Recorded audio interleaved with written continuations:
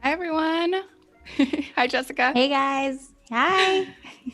Thanks for coming back to Adobe Live. I'm super excited again. If you were here yesterday for day one with Jessica, thank you for joining us once again. But if you're new, thank you for tuning in. We're so excited for day two with Jessica Kobeissi. She is a portrait photographer based in Detroit, Michigan. How's it going? It's going great. I fed my cats. They're happy, so I'm happy. Amazing. I love it. Well, let us know in the chat where you're watching from. Say hello. Say hello to Jessica. I already see a few familiar names. Hi, Wade. Hi, Christine. Hi, Frank. Love it. Thanks for joining. Well, before we get started, a couple little things. We just finished the replay of the Photoshop Daily Creative Challenge with Paul. So make sure to submit your challenges to those. There is a little section up at the top above the chat where you can get all the information and submit those challenges.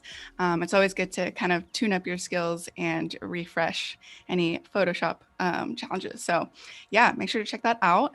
And we also have a fun artist spotlight today. So I'm really excited because I took a peek at their work and it's amazing. So I'm really excited. She's so good. She's so good. I'm so excited. But yeah, cool. So, I mean, we had day one yesterday and you were working on some old portraits, right? Like from the archives. Yes. You pull them out from the vault. Pull them out. They're still pretty fresh. I love it. And you went over so many like good tips on Photoshop and like kind of your whole process. So I'm excited to kind of dive in today as well, but, give a little brief introduction to yourself. For anybody that's just joining us, that would be awesome. And if we could see your work too. Yeah. Oh, perfect. Sure. Yeah. I have it pulled up here. Good the job. last one, I forgot to like scroll through my work. I just had it on like the same 5 pictures. You can also show your Instagram too, which is awesome. Oh, but yeah, love it. This is beautiful. I feel like my Instagram has like some random pictures of maybe like a shoe or something. I don't know. So here's my portfolio, which has all my favorite photos. I'm a portrait and fashion photographer from Detroit, and I've been doing photography for 10 years now. Yeah, we talked about this yesterday about doing the math. I've been doing photography since 2011, so this would be my full amazing. 10 years. 10 years of photography, learning. It's been quite a journey. I love what I do. I teach classes. I do a lot of educational videos on my YouTube channel. Yes. I work with agency models. I've done weddings, engagements, family pictures. Oh, and if you hear running, those are my cats. They fight and gallop during this time. And gallop, I love it. They really do. They like chase each other. So I do a little bit of everything: editing, photo challenges, which I love. So yes, and I can completely vouch for Jessica because I've been watching her on her YouTube channel for forever, it feels like. And you can do a total deep dive just on her channel alone. She's got you can learn so much, honestly, like a lot of in-depth tutorials, but a lot of fun challenges too. Like you mentioned, the 4 photographers shoot the same model. That's like classic Jessica Kobeissi challenge. Thank you. That's so one of my good. favorite series. Yeah. And I mean, like, I think you're so talented, and I've personally learned so much from you, so I'm really excited to dive in again. Thank you but so I already much. see I'm a excited. few people. Let's say hi to some peeps. Hi, Steve. Hi, Ferry. Hi, Sean. Hi, Noor. Oh, Noor says, I learned a bit about frequency separation yesterday. Love that technique. Awesome. I love it. So happy to hear that. Yeah, Christine says I will need to rewatch to get the frequency separation. So both of these Yeah. streams, so yesterday's is available for replay, but today's is also will be also after the stream. And actually, one more thing too, if you are watching on YouTube, make sure to come on over to Behance because then you can connect with Jessica. You can ask her questions. You can drop in any comments in the chat. I won't be able to see anything that's happening over on YouTube, so come on over, join the party. I can't see the chat, so Arabella will have to just relay all the information to Yes, me, I'll be and I'll relaying it answer all. as much as I can. Exactly. So please feel free to ask questions, you guys. I mean, Jessica's here. She's a well of knowledge. And yeah, I mean, she's available and she has a good sense of humor. So these streams are just going to be fun. I just like the chit chat. I love watching like get ready with me stuff. And I love story times. So love it. Yeah. You got to mix both, right? Because sometimes editing can be a little, it can be boring. Lengthy. You're talking about, lengthy, boring, all that stuff. So we're going to try to make it fun. Tips and tricks. If you guys have any questions about things that I'm doing, let me know, or let Arabella know, and then she'll let me know. Yes. And then I'll let you know.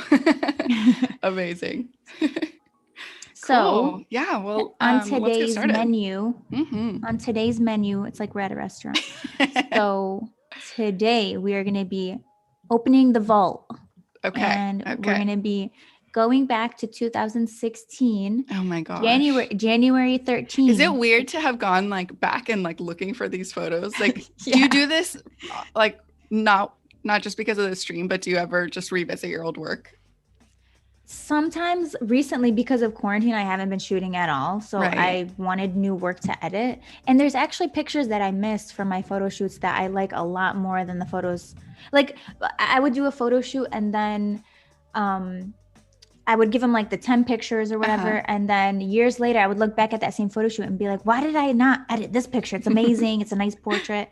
So I like to go back and revisit and see how I would color things differently or retouch. So I think it's super interesting, especially when you don't have any recent work, it's a great way to keep yourself occupied, still practice. I love looking at my old stuff. This photo shoot in particular was with my friend Angelica. Shout out to her for letting me use these photos. I actually did this photo shoot again 2016, long time ago. Yeah. How so? Like 5? What did we say? 5? We couldn't do math yesterday. I know. Wait. Yeah. Don't ask us about math. We just know photos. That's all. We know Photoshop. Ask us about Photoshop. Yes. Those people with like the name tags that are like, ask me how to get 10% off. Like, ask me about Photoshop. Yeah. So Angelica actually was not a professional model. I reached out to her because I found her on Facebook. She was super pretty. I was like, right. Like people always ask me how to get your models. Pro tip, find interesting looking people on Facebook. Yeah. Obviously do it safely. I'm not advocating like go up to, on Craigslist Don't be or something. Like, be safe. Is what you're saying. Be safe about it. Bring a friend with you. And me and Angelica met for the first time, took pictures of her. And I was doing photography. I had examples of my work. I showed her them. And then she agreed to shoot with me. Never modeled before. This is her like first photo shoot ever with a pro. Like I would have never thought that she wasn't a model. Like, yeah. It's crazy. It's beautiful. It's crazy you say that because her and another model actually, like when I went to France, I met my friend Abid and she had never modeled before, but she reached out to me because I was trying to find somebody recommended her. They're like, oh, she's like a really pretty French girl. You should work with her. I reached out to her. She's never modeled before in her life. Wow. And I took pictures of her. I put her on my YouTube channel and we shot again. Like she became a really good friend of mine. And now she's a full-time model. She's in magazines. She's done campaigns. She designed her own shoe line with a brand. So it was pretty crazy to see her growth. You're part of that process. Yeah. Yeah. That's incredible. It's crazy because you can even, as a photographer, you can like discover other models too. You know what I mean? Yeah. So yeah, I was like really honored to be part of that process. That is so awesome. What a cool story. Yeah. So love it. These photos with Angelica, and Angelica also went on to do a lot of modeling herself, a part of like campaigns and stuff like that. So it's crazy. Beautiful. Like a lot of people are like, oh, I don't know how to find models and stuff. Like you can find them in you could be a model scout yourself. Yeah. Yeah. So today we are going to, I have 2 raw files. I have this one and then I have this one, this closer up one. There Oh we my go. gosh. So, I mean, Should we get people to vote? Yeah, which one do you guys want to see? Okay. Which In the one? I will chat, do either, really. in the chat, let us know if you want the one with the white top or with this like shawl thing. Let us know in the chat. Yeah. Aw, Christine says, looking forward to learning it. Noor's asking, do you always edit only in Photoshop or do you use Lightroom too? I use Lightroom just for extra, like if I want to add extra tones at the end or in the beginning, I never use it as my main, unless I'm doing like wedding pictures. It's great for wedding pictures and engagements. I love it for that. But for my portrait and fashion work, I strictly use Photoshop. Okay. It gives me, nice. Photoshop is just so much more robust in terms of the options. Nice. Twins. You have a lot more variety in the things that you can do with adjustment layers. Retouching, I would never do retouching. I love Lightroom. Don't get me wrong. But I will not do retouching. No hate on Lightroom. I won't. I love Lightroom. Won't do retouching in Lightroom. It's just it's a mess for me personally. Yeah. I love it in Photoshop. Photoshop is just that experience for me. So depending on what type of photography you do, I would say you should pick like and what type of photographer you are too. Like if you're the kind of person that maybe like you're okay with doing very fine minimal adjustments, or are you like are you like Jessica Kobeissi where you go like 0 to 100 real quick? Yeah, like just open up Photoshop and spend 15 hours. Love it. So what is that? Okay, so we're seeing, let's see, we got white top, white top, white top. That's 3. Okay. Another white top, so 4. But then we also have 4 shaw tops. So I think you can just, I like the white top. We could probably do even both of them. Probably. Okay, I don't know. Let's see. Let's see how we'll try. We'll focus on this one. Maybe we won't promise it, but we'll try. We'll try. We'll do this one and I'll show you guys. Amazing. Okay. So this was taken on my Mark III. I was like trying to do one of these to try to see what the mark is. It's like the little lines. Yeah. I don't know which one that is. So we're opened up in Camera Raw right now. And I believe when I edited this, I did edit it in Lightroom. Oh, I did. Oh, it happened. It was a Lightroom edit. I know. I'm pretty sure I did because I think that was a filter. I think the edit that I did was a filter. Did I show the edit, the final edit? Okay, whatever. We'll pull that up later. Yes, we'll pull it up later. Okay, so of course, first, what I like to do is just decrease the contrast. Sometimes you get a photo that's like way too intense with the light. Yeah. I try to keep it like as plain as possible. Usually I would go crazy. I'd be like, let's do contrast up to here. Decrease the contrast because it helps you like kind of manipulate the colors a little bit more when you're doing all those color layers? Yeah. Okay. I feel like the colors go on smoother. Got it. With less contrast. It's crazy. Like, it's just crazy. I'm like, ever since I got into LUTs and video coloring, I started thinking about, hey, it kind of reminds me of photos. Because the color profiles is crazy. Yeah. Well, I mean, I think that's so interesting because I feel like your work today, and we were talking about this yesterday, but like your work today has a very cinematic feel to it. So I can see where that like LUT, is coming in as far as like, those looks. You really pick up from other genres too. Like if you're a landscape photographer, and the way that you coloring as a landscape photographer, or toning your image at least, is probably really different than, because now when you're introducing portraits, you have skin tones to worry about. You want to make sure you're coloring skin tones properly, and like hands and feet, and then the discoloration in the face. Sometimes if it's cold out, you got to take care of all of that stuff. Yeah. So. And sometimes I will do a little bit of color grading, like the shadows and highlights and the midtones, but I like to not do that until it's towards the end, because sometimes I change my mind. So, but I like to at least see how it looks. Yeah. Like, do I want it more green? So yeah, sure. Let's see. Christine actually was saying, I missed the first half of the demo yesterday, but that's okay. It's available for replay, so you can totally watch it again. But Yes. Andre, and I hope I'm saying that right, Andre or Andre, how do you go about contacting other creatives like MUA or especially stylists for test shoot collaborations in the beginning of your journey? I do have a portfolio already, but can't afford to pay. Yeah, that's a tough one because I've gotten some makeup artists who are like, oh, even if it's a collab, like here are my rates, or a stylist who are like, here are my rates, even though it's a collab. I've had that happen to me Yeah. before. And if it's a collab and it's just for portfolio, you will find people. I think you just have to find like the right people. You have who to are find the willing. people that are probably also at the beginning of their journey, Yes. that are willing to also do that kind of like portfolio work without getting paid, and that way, like, because nobody's getting paid, right? So it's like all just like a passion project. Exactly. Yeah. And it kind of like for stylists, especially, they want to make sure that you're going to be able to photograph the styling properly. Mm-hmm. So if you're a photographer who has really good work, they're more likely to work with you because they know they'll get great pictures for their portfolio. But again, like it's happened to me a million times. I mean, even till this day, I'll have people send me their rates, and that's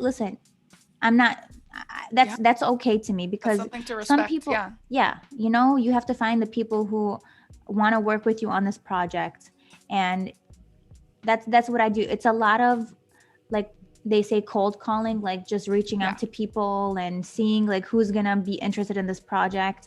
Since I usually work in LA and I have like my 2 or 3 main makeup artists that I use, like my really good friends. We've developed like a really good relationship with each other, and it's hard to build that relationship. Don't get me wrong.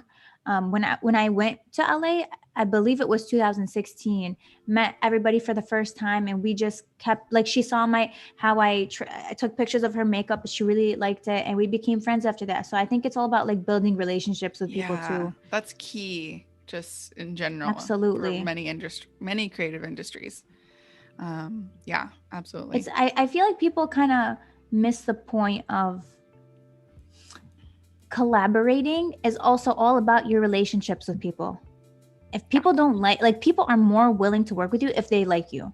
Yeah. If you're a nice person, if you're cool, fun to work with. Yeah. You don't even have to be cool. You could be like me. Look at me. You think I'm cool? I don't go out. Like, I don't do anything. I love it. I don't know. I was never like popular in high school. I was like always like the nerdy, like quiet person. I've always just felt like I wasn't noticeable in school or really, can I say in my life, until I started photography. I started finding my voice, finding out. Yeah. I started being more assertive, which was very, very hard for me because I grew up as an introvert a lot of my life. Okay. So, wow, are you an introvert? Are you more of an introvert? No, girl, I'm a total extrovert. Oh, seriously? How did you maneuver life? I admire that. You know what it is? I thrive off of energy from other people and being around people and just like, yeah. But I can have my alone time too. I like peace. What's your sign? I'm a Leo. Ooh, okay. Wait, what are you? Heard good. Oh wait, no, Libra, right? Yes, I'm Libra, but I'm Gemini rising, so that's what I portray. A lot of my best friends are Gemini, so same with me. This makes sense. Literally, all my best friends are Geminis. They're amazing. I love Geminis. I love it. We got some pro tips in here. Sean says, pro tip, don't walk up to someone and say, I want to shoot you. Does not work. Oh, does he have a story to share? Can you share that story with us? And Fairy says, pro tip, always plan everything before you shoot before the shoot and your photo or your photo shoot.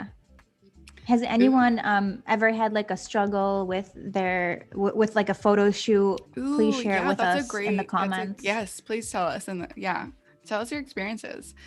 Christine says, talking about going over old photos, my current challenge is trying to organize them all. Oh gosh, my hard drives, girl. That's hard.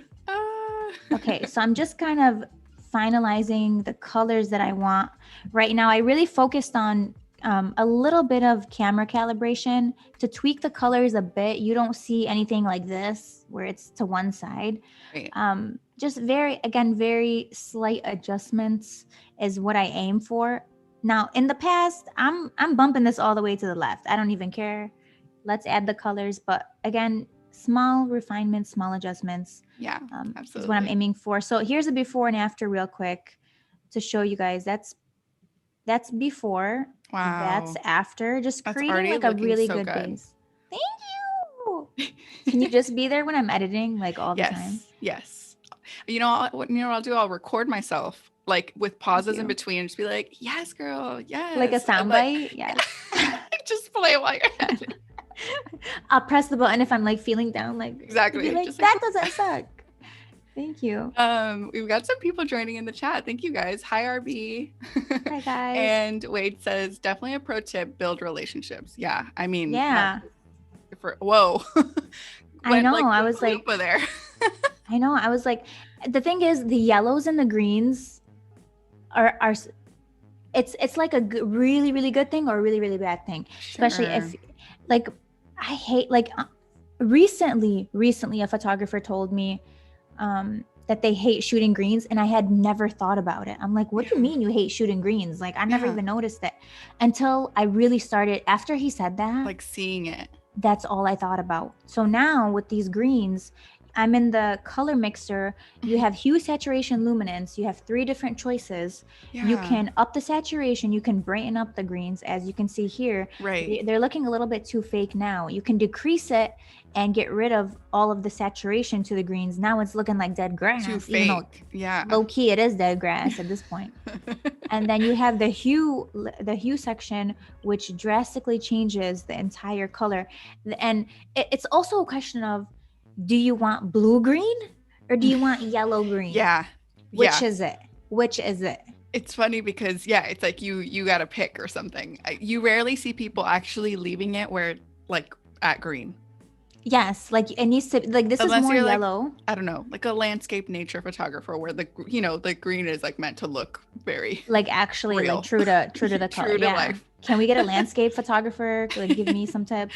Exactly. And then you also have to look at this, the greens. And I've seen wedding pictures where they bump it up like this. The wedding pictures, they love to edit the greens in a certain way. It's a style. It's really a style for wedding photographers. So this is actually one of my favorite things in Camera Raw. And actually you can also do this in Photoshop when you open up Photoshop as well as a layer. Yeah. But Raw really gives you a chance to kind of like add the base. So again, whether you want this more like blue green, yellow green, in between, like I actually, and one thing I can recommend, another tip I can give you guys is color theory, complementary colors, which are great. And I never thought about before until also recently, kind of creating like a harmony in your photo, because there's certain colors that look good with other colors.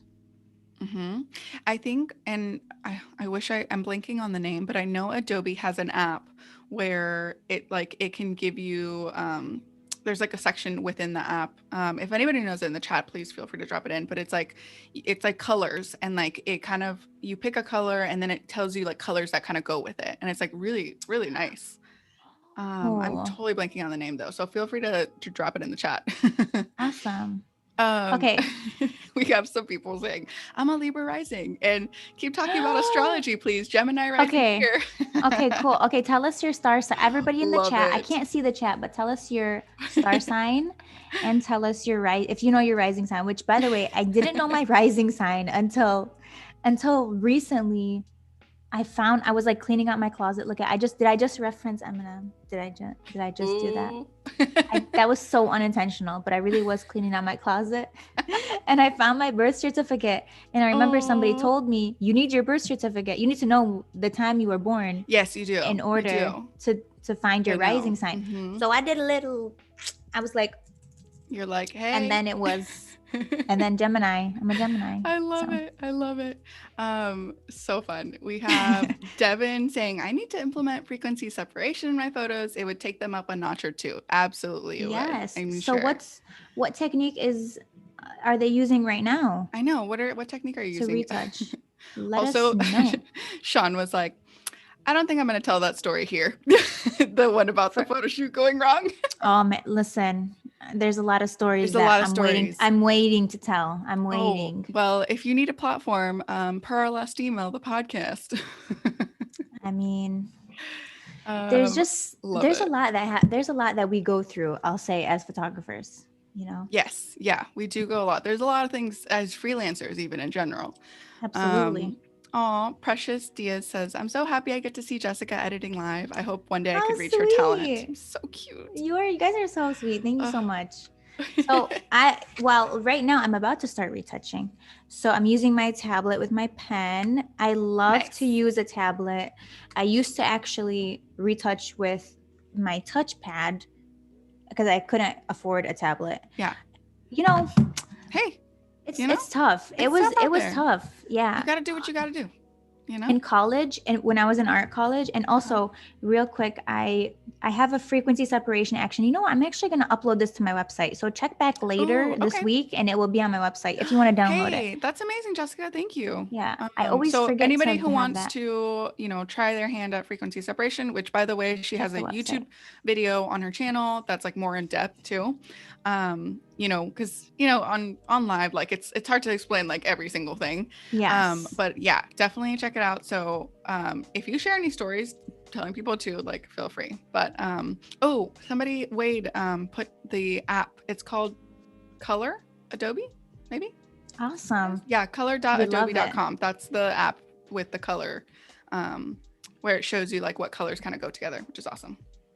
I love that. I'm gonna check that out too. Yes. Ooh, okay. So we've got some Taurus, Aries rising. Nora says Team Gemini.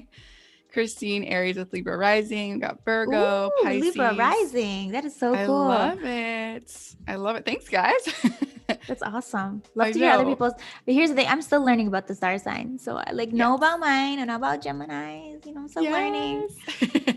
So also I'm on my frequency separation group. Okay. I have high frequency, low frequency. I always make a copy of my layers because I'm a Libra. I'm indecisive. I don't know if I'm gonna want to delete everything. So not blaming my star sign, no, but low frequency is always duplicated. Yes. But also, I mean, I didn't choose this life. The life chose me. Exactly. So we're taking the healing brush tool right here. It's under the spot healing brush tool. Mm-hmm. And again, if you want a more in-depth tutorial, go on my YouTube channel because I do step-by-step. This is a technique I've been doing for years and years. And then the technique, the more professional technique on top of this one would be dodge and burn, which I'm trying to get into. Well, actually, the artist for our artist spotlight is a pro at dodge and burn. Amazing. She's a pro. That's why I love it. That. I mean, she's just so good with those portraits. Especially if you're shooting close up portraits. If you want to do like macro beauty, you got to know dodge and burn. Yeah. You don't have to, but if it's like, so up close, every pore is gonna show. Right.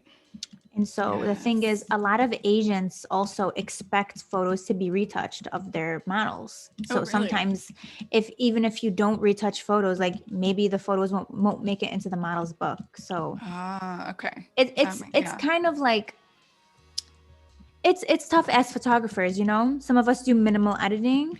Yeah. Some of us do a little bit more editing. And I think that's what makes each artist unique. And I wouldn't, I get asked a lot, oh, what do you think about this person's work? It looks like a digital painting, blah, blah. I'm like, you know what? That's their style of photography. And I actually really enjoy seeing other people's styles. Yeah. Not everyone has to have the same type of work. That's what makes it unique to them. And that's what makes it artistic. So I kind of love the fact that everyone's so different in the photography community. Exactly. And we all have kind of pretty much the same tools, you know what I mean? And still with the same tools, we're creating such unique work because it has our own stamp on it, our own treatments, our own editing styles, our own shooting styles. You know what I mean? It's endless. Yeah. We can all be together, but unique at the same time. It's great. That's what makes it so fun. Imagine if everyone had the same type of work. Everyone was shooting the same thing. I know. It How would be boring so would that be? boring. It would be so boring. Exactly. So besides, like that kind of stuff is, it takes a lot of talent to make your photo look like a digital painting or like a painting. I mean, that's a lot of work. You got to know how to edit that properly. Exactly. So, Yeah. to me, I think it's great. I think everyone should have their own unique style, whatever it is. Yeah. Yeah. Absolutely. And right now, I'm just kind of smoothing out. I'm also now trying to keep some of these lines in so it doesn't, because when you get rid of like central lines on the face too, it starts to look a little bit like too fake in my opinion. It starts to look too retouched. So I want to keep it at least a little bit natural. I mean, we are retouching here. So it's retouched to some degree. You got to be realistic. Right. But I do want to still keep. Well, kind of like yesterday, how you were like keeping some of the shadows from the flowers, you know, where it's like, okay, like you as an artist make that decision, like as far as how far you want to go with it, you know? Yeah. So but here's the thing. I used to do the most editing. I mean, I used to get rid of under eyes. I used to get rid of smile lines, everything. Everything used to go. And sometimes I would have models request that because they wanted those things taken out or they wanted like I had a guy one time who's like, can you fill in my beard? I mean, sometimes you get requests from people to do certain types of editing. So again, how did you feel about that? Like, were you completely okay with the requests or? Oh, absolutely. It's because that's the subject in my photo. I don't think that's a huge request. Yeah. I mean, and the thing is like models are under so much scrutiny for their looks. And I understand the pressures that they go through, you know, but absolutely. I just like I have my own style of editing and I like to my style's a little bit more natural these days. I'm trying my best to kind of like do less, keep it simple. Less is more. Love it. Tara is saying, could she talk more about her graphic tablet? Of course I can. So this one is actually, this one basically. Mm-hmm. So this is the tablet that I use. I believe somebody the model is CTL 4100. It's like the smallest text. Oh crap. It's like the smallest text ever. I need like a microscope to read this. So it's an Intuos tablet. This one actually has a cord. It's a USB. It plugs in and then it comes with a pen. Mm-hmm. And the pen is great because I can like right click right here on this. Wow. And there's also an option for you to get a Wacom tablet that is medium size. This one is really small, like compared to, this is my iPhone. I have like the iPhone 7 or 8. I never upgraded, but like compared to my iPhone, it's pretty small. To me, I don't necessarily need a huge tablet. I've seen people who have a big tablet. Me personally, this does the job. Yeah. Would I prefer one that's maybe Bluetooth connected? I'm getting to that point where it needs to be wireless. Yeah. So that's something I'm considering. But right now this works great. And actually you can buy it very you can buy it affordable. It's affordable. Right. That's awesome. Did it take a little bit of getting used to? Like, because what did you use before? Just like your trackpad or your mouse or something? You know, it did take some getting used to. That's weird, right? It's weird because you think like, oh, it's easy. You're on your laptop. Like I just immediately think of a mouse or like something, you know, like clicking and like all this stuff. But you're like actually like painterly, like, you know, here, like have a pen, see, like doing one of these, just like doing one of these. Yeah, that's how I just place it in front of my laptop. It's kind of hard. Like sometimes, like I'll be on planes sometimes trying to retouch, and I'll look a mess. I'll look a mess. One time I was retouching on a plane. It was like a night flight, so everyone they turn off the lights on the plane. We're all going to sleep, and I'm like, no, let me like take this opportunity to be productive. I couldn't go to sleep, so I'm midway retouching on my laptop. The guy in front of me No. reclines his chair. And this, I always fly on the same airlines. I don't know what they did to the reclining, but my laptop shut like my laptop was fully open like this, Uh-huh. and it shut like this much. Oh my God. So I couldn't even open, and it was on the table tray for the lunch. Right. And I literally I was like, is this guy serious? Like, you're really trying to recline right now, sweetie? Like, come on. I mean, it's his seat. He can recline. I never recline personally because I feel bad. I feel I'm too the bad. same way too. I feel so bad every time I recline, which I hardly do. Well, it's just like I an feel like a awkward jerk. thing. You're like, ooh, like. I'm like, I'm so sorry. I have to apologize like 20 times. I've only ever done it probably like 1 or 2 times, and I've been on a lot of flights. Oh my I'll gosh. just I'll take the L. I'm like, let me give this person, because you know what? Let's blame the airlines because they don't give us any space, okay? I know, right? So. Oh man. Had Barry's to end asking, do you ever use any lens filter to make your picture a little bit underexposed? Like an ND filter? I think that's what they mean. Yeah. No, I don't. I feel like more videographers use that. But yeah. It has been used for photography. Yeah. It's just not, here's the thing with me. I'm going to be totally honest with you guys. I'll bring like a reflector on a photo shoot. I'll bring a light. I'll bring out all these filters and cool props and prisms and all this stuff. And guess what?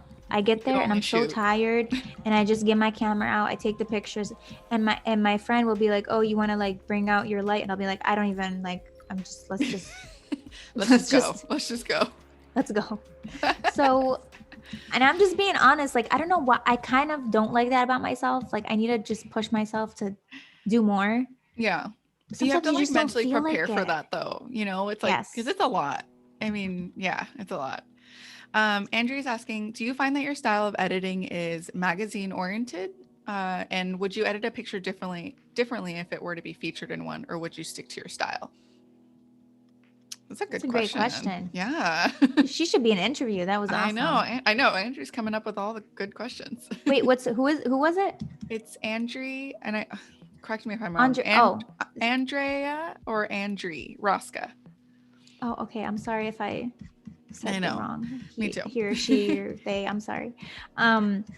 No, but when I'm retouching for like a magazine or even my clients, I try to keep it the same as I would normally, because that's like my style. Exactly. Yeah, totally. Yeah. That makes sense. I mean, I do a little bit more retouching when it's like for a magazine. Yeah, right. Give it a little bit more love. Or if it's going to be in a book, or if it's going to be blown up, you got to make sure all the pixels are good, because here's the thing, it depends on where it's going to go too, because if it's online, people aren't going to be like zooming in really close, so you can kind of get away with certain types of retouching, versus if it's going to be going on a billboard, if it's going to be in a campaign, then you want to make sure every single pixel is accounted for and you're doing the most in terms of editing. Yeah, absolutely. I cannot agree more. Love it. Thanks for joining us, Arav. Hi. If you're just jumping in, we're here with Jessica Kobeissi. She's an amazing portrait photographer based in Detroit, and she's showing a little bit of her editing process on some old photos from the vault, from the archives. So super fun. It's just like fun to see, because I like remember this photo when you post like years ago. So one of my it's just favorites. like, it's great. I love it. Thank you. But yeah, so if you guys have any questions, comment, like literally as soon as I said question, somebody popped up with a question. Love it. Hey guys. Tara's saying, how did you get into fashion photography and tips on styling? So fashion photography, I've always done graphic design. I was graphic designing way before I did photography, and there would be these live journal communities online, because I had my own website, and I would often go to those live journals, and they would be posting scans of fashion editorials, people like Mary-Kate and Ashley, Amanda Bynes, like Britney Spears, and then they started posting more fashion models. Natalia Vodinova. I'm so sorry if I ruined that name, but she was like, Gemma Ward was a huge model. Still is a very huge model. That actually, she's one model who I would die to work with. Gemma Ward. That's amazing. One of my favorites. So they would always be posting editorials from all around the world. Like they would have like just fashion scans because people love to see that. And people like me who had websites, we would use those scans to create layouts for our websites. So I like knew the magazines that had the best editorials. Like I would go to certain, like if they posted like a editorial from a certain magazine, I'd be like, oh, this one's going to be good for sure. Yeah. So I kind of just always saw it growing up, and I would methodically like pick which editorial I wanted to use for my upcoming website layout. And then it just became something that was so like normal to me. It was like, oh yeah, like another fashion editorial. And I just really like the pictures, the lighting. So I don't know, I didn't really think about it, but it's always kind of been part of my life. Yeah. In a weird way. The people, you know, it's crazy because these live journals were such like a huge part of the internet. And it's kind of sad to see that part of the, it's just like they don't do that anymore. They don't do live journal postings and stuff. They don't have those communities anymore. So, I mean, I used to go on Photo Decadent, was a huge one on live journal. I don't know if you remember that. Yeah, I do. You do? A little, very like slightly, yeah. Oh, that's awesome. Photo Decadent. Mixologies was another one. There were other ones, but Photo Decadent it's probably still up. If you go on Google, you probably still find it. So really? Yes, oh my absolutely. gosh. Hopefully it's still up. I know, right? So I mean, I was part of the internet. I was even part of YouTube during like its golden age. It's absolutely crazy. I watched people like you know, Philip DeFranco. I used to watch him like doing his thing before he was doing what he is today. And then the larger YouTubers, it's like Smosh. I used to watch Smosh and Ryan Higa and like all those creators on YouTube during the golden age. And it was so crazy. It's just insane how YouTube has changed. I mean, I used to watch YouTube where there was no advertisements, where they had a featured section. Remember the featured section? How they used to like you would randomly be featured on the front page. Yes. Oh my God, that was crazy. It is crazy just how things have changed. I know, throwback. Oh my gosh. Oh yeah. And Neil says, hi, AJ here from India. And Sharon was like, DeviantArt too. Do you remember DeviantArt? Oh my gosh. Yeah. Oh, DeviantArt. Oh, what do you know about DeviantArt? Honestly, were you on it? I was on it. I just like loved, I mean, like that was a place. Like I feel like that was like a portfolio in a way for me. Like, like I literally would pretty much, I'd put up my work. I mean, who knows? Like, oh man, that was such a crazy time. I mean, I think, does it still exist? I don't even know. They recently updated it. My friend, it's so funny you mention that because my friend, she's like, they updated DeviantArt. It doesn't look the same. I'm pretty sure I would get filters sometimes from DeviantArt. Actually, like either filters or Photoshop brushes or like tools that I could use. Yes, the resources. For, like my MySpace layouts or for like things like whatever, you know what I mean? Like yes, you're throwing it back right now. That's crazy. Are we like exposing our age right now? Oh gosh. I still feel like I don't know. Paco says Smosh. Totally forgot about those two. Definitely watch them. Man, Wade says, surprisingly, that's still around. Yes, as in, I think DeviantArt. I'm assuming. Yeah, I don't think a lot of people. It's kind of sad to like watch the website you used to go on all the time, just not. I know. Not be what it was, you know, like, and it's just maybe I'm very nostalgic all the time, but it makes me sad to see that. Yeah. That was such like a good time on the internet. It's such a great time on the internet. I know. Without all these advertisements and all that stuff. The social media, without the social media. I think social media, when it comes to photography now, has played such a huge role in how we kind of define our value as photographers, which I think is that's such a good very point. Interesting. It's very interesting. You're being too nice.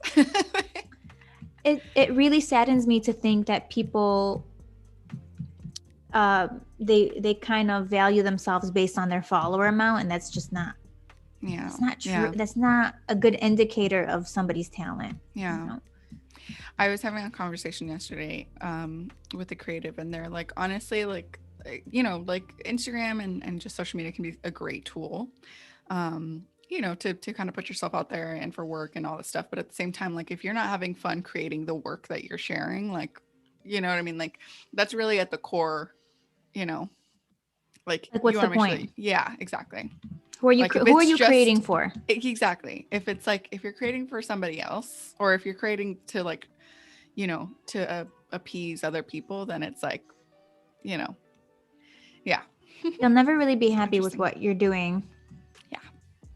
So Ooh, I was kind of caught in that too. yeah. I mean, I think all of us can be, but we're, you learn stuff over time, and you kind of start to value different things. Absolutely. Yeah.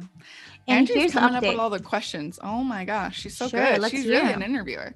Let's She hear 'em. says, well, I shouldn't say she because I don't know if it's a guy or girl, but Yeah, what what do are you think your sets pronouns? sets you apart from other photographers in the industry? I was Ooh. gonna say my jokes, but I want to be serious.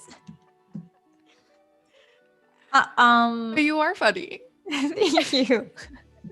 I don't want to give myself too much. I feel like I always say that, but I'm always. Here's the thing. I always try. I'll try to make jokes. Are they funny all the time? No, but we try. There's an effort made. There's So, effort. but no. To be completely serious, like I think for me, I just try to keep it as real as possible. I don't try to put on a front on the internet. I don't try to create work that isn't like me, and I just try to stay as true to myself as possible. There's a lot of people who get caught up in social media, and not just even photography community, but just influencers in general. When they start to get a following, they seem to change and let that affect, how they, I don't know how they are. But to me, I just like to always remember like how I started, and I like to give back as much as possible. I love to collaborate, and I guess, I love that. I don't know. I just, because without people, Well, I feel like you're kind of one of the I would say that you're very much like a trailblazer as far as like being very open and like sharing things that I don't think people were sharing back then. Like when you first started your YouTube channel and started sharing more educational resources, like I didn't really see that many people doing that. Like individuals, like maybe, there was companies out there that put out courses and all that stuff. But like as far as like from an individual, I feel like you're very much like kind of in that place where you started that, Thank you. Yeah. I try to be the person that I wish I had when I first started photography, because I didn't. Again, I really you learned it all on your own. I didn't know anything, and there was very few people who helped me. I remember there was actually this one person. He helped me so much. I mean, he let me use like his 85 lens.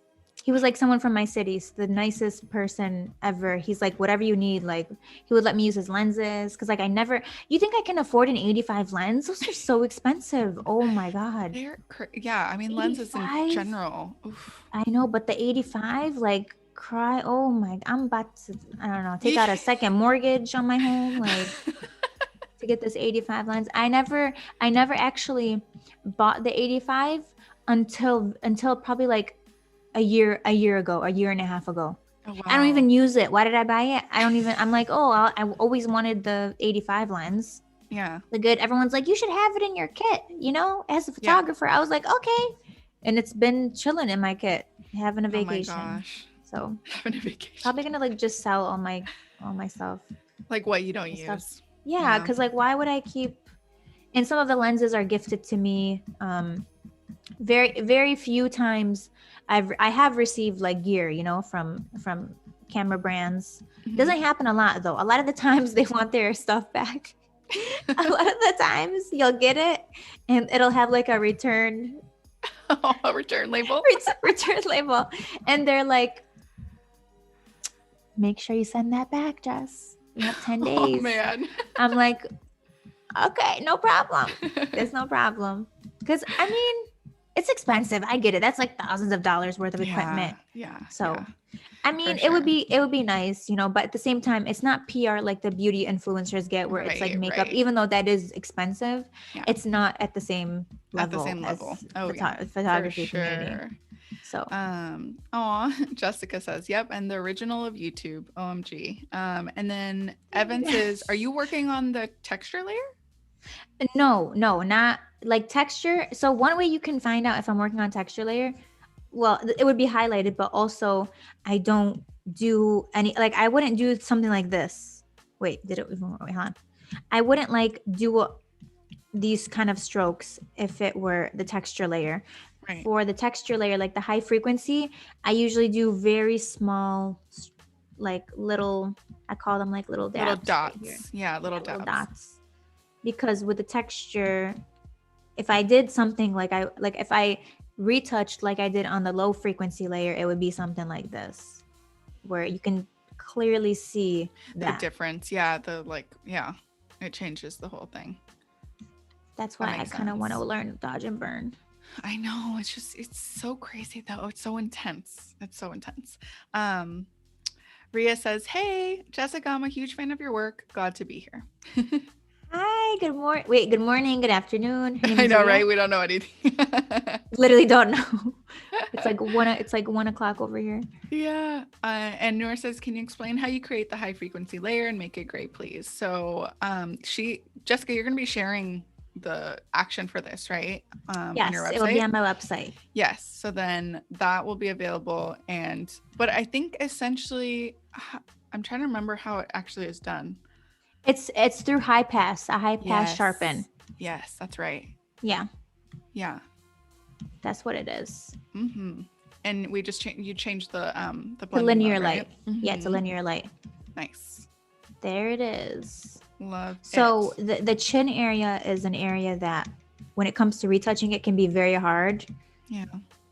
So that's one of like the red zones for me. It's always like the chin, the hands. I love retouching the eyes. Like here on her and on her inner eye right there, we see a little bit of that. So I'm going to try to use the clone stamp tool to get rid of it, or at least remedy it a little bit. Yeah. So what I'm going to do is, wait, where is I'm not even on the clone stamp tool. I'm on the history brush. You want to go to the clone stamp tool. And again, we're going to sample not all layers, but current and below. Oh, okay. So you always want to make sure you're sampling from the correct layer. Yeah. Because that's like a huge issue people have. They're like, why is it not working? Okay. So the issue here is you want to make it like super tiny too. Just kind of, or actually even like zooming in closer and kind of sampling from this tiny area and just like pulling it. But you know what? I need to increase the opacity right here. Nice. There you go. Or what people do is they use an actual just like paintbrush. Oh, interesting. And they just like paint like they'll take a paintbrush and just paint it over. Wow. But I mean, I was not good at it. I could paint it. Does that look okay? Looks pretty. Oh my God, I'm on the high frequency layer. You guys, please don't be like me. What is this? Always check what layer you're on. Why did I do this? I'm such a clown. Okay, here we go. I swear to God. Oh, the flow was okay. You gotta check the flow. You gotta check the opacity when you're doing things like this. I was never a good artist in college. I took a art class, I wasn't the best.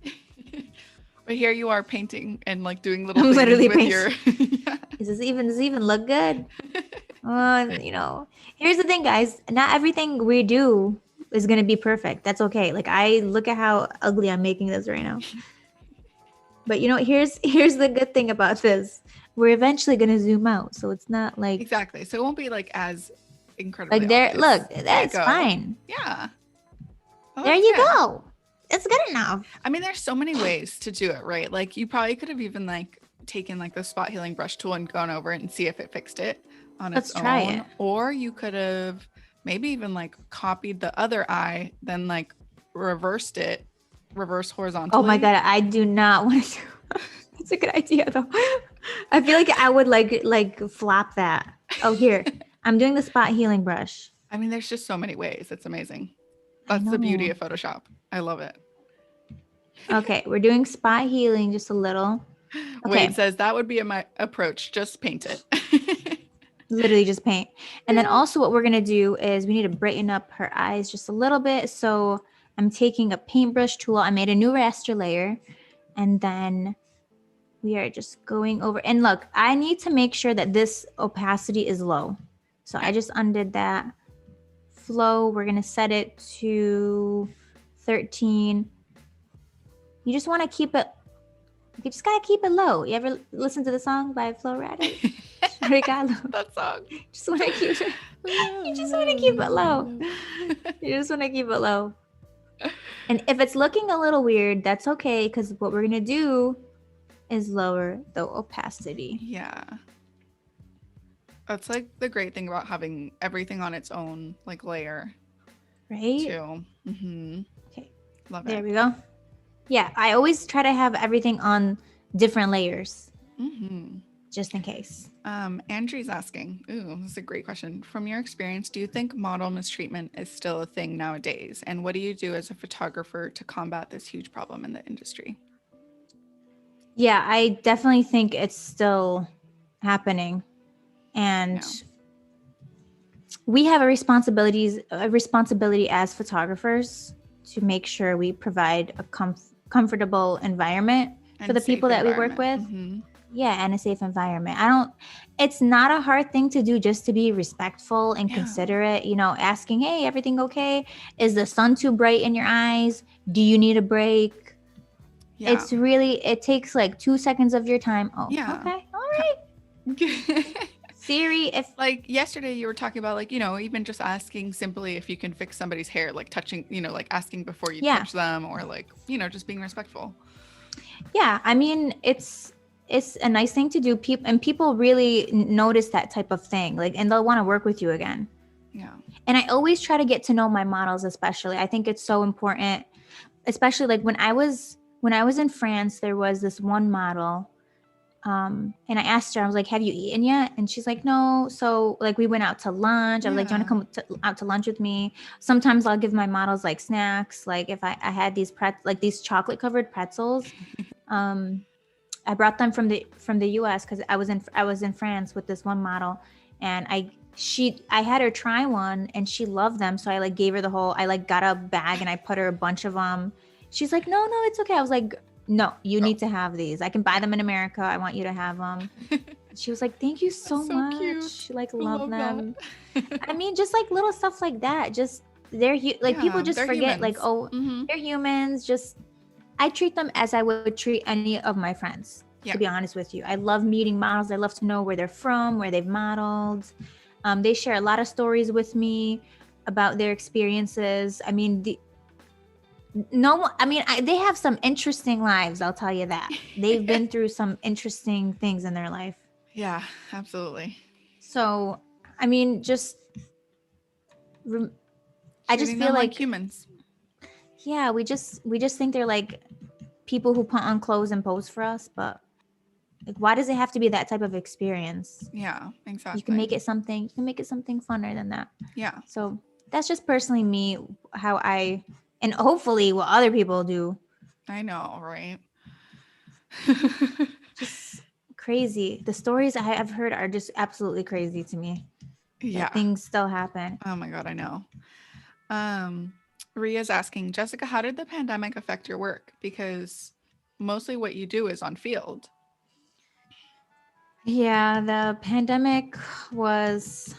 Well, here's the thing. Let's be real here. I'm on YouTube as well. So that was, for the most part, it was pretty stable for me. I was not affected as other photographers were affected, even though I do wedding photography. My wedding photography business definitely, like I haven't taken weddings since because of that. Mm-hmm. And I haven't taken, they're right. It's definitely on field. So I wasn't able to do a lot of client work, or any client work really at all. So that to me was like the biggest thing. Really wasn't able to travel anywhere. I travel a lot for what I do. I shoot a lot of YouTube videos with other photographers. Wasn't able to really do that. Yeah. So, but I mean, it's worth noting that other photographers have had their whole businesses crumble because of the pandemic. Like so what if they don't have YouTube? What if they don't have things like that? Right. So I'm so grateful that I at least had YouTube, because I wasn't doing weddings. I wasn't getting wedding clients at the time. Actually, people, there were a few people who were like, hey, we want you to photograph our event. And it was still during like COVID. And I'm like, no, I'm not doing your wedding during COVID. I'm sorry. Like an engagement too, I had to like politely decline that. I'm like, yeah, not a good. So, definitely I think that's pandemic. where the importance of like, passive streams of income is like, yeah, great, because if you can find, I think just even as a creative or a freelancer in general, like to have multiple ways that you're generating income is like super important, and it's a way to kind of be stable. Some photographers sell presets, some of them do online classes, online retouching courses, so it's definitely something to look into if you're a photographer that wants like that passive income. I think it's worth like mentioning. Yeah, absolutely. Because the pandemic was really very isolating too. You're not able to be so it's for but not even just for me, for everyone too. I know it's been really tough. It's been very, very tough. Yeah. So I understand, and I'm hoping that things get better and we can finally do the events that we want to do, weddings, especially the wedding photographers out there. I feel for them. I can't wait to do weddings again. I can't wait. Oh, well, soon. One day. Let's hope that we're in the right trajectory. I hope so. I know, right? Oh, Ria says, just fangirling over Jessica over here. So cute. And Rosali was saying, wait, did you mention some of the creators that inspired you yesterday? Oh my God, I forgot. I know, okay, totally towards forgot. the end. Towards the end, I promise. We'll do our best. Remind me. We'll do our best. Yes. Tara says, is fashion photography a part of your income, or is it something you do because you just love doing? So I do a lot of, like, ever since I started picking up more on YouTube, I started doing a lot of like free test shoots. I have done like paid agency shoots as well. And I love doing, I honestly just love doing agency shoots. Like with test shoots are my favorite. I can be super creative. So that is like that's just your time to shoot what creative. You like doing. Yeah, creative. I use those pictures for like my YouTube stuff as well. I become friends with those models. Those models end up in my collaboration. Yeah. So it just kind of comes back like full circle, I would say. I love that. So it's just, and also right now I put a layer under my high frequency and I'm using a paintbrush and kind of like sampling colors and coloring in like any areas. I'll show you guys like any darker areas here that I just want to correct that I don't want to necessarily like smooth out completely. So I'm just kind of lightly going over that. Because this retouching, I got to be careful with this retouch because I don't want it to look too smooth. Like it's looking, maybe because the lighting that I had. Because let's do a before and after. That's before, that's after. Okay. Oh, wow. Yeah. I mean, it still looks pretty natural though. Thank you. Yeah, I think once I'm like almost done with the retouch. Nice. Got those little tiny pieces. Like this area right here, I kind of want to just lighten it up a little bit. A little bit. Mm-hmm. Yeah. Oh, Jessica's so nice. She says, I found a Skillshare course that Jessica has. So if you want more great tips from her. Yes. And Sharon says her Skillshare class is so good. Thank you guys. Maybe I need to check it out. I know I had seen it on your Instagram. So that's so fun. Love that. Yes. I love that course. Like, and Zizi from yesterday was the model for that one. The girl in the picture yesterday was the model. Yeah, that's the thing. I meet these models and they become like great friends. I like work with them all the time. I use them in like photo shoots years later. So it's like a really Yeah. like a collaboration that um it's like a collaboration that keeps happening. So like that's what I love about what I do. It's Yeah. all about the relationships that you have with people. Yes, exactly. Love that. I just love that you're in the education space. Like it's so cool. And I feel like it makes sense that you're like even just this Adobe live stream, like I feel like this whole platform is just really amazing in general because you get to like learn from so many different creatives and it's happening all Yes. the time too. Like you can watch Adobe live, even when it's not actually live, like there's other live streamers available and you can just learn so much.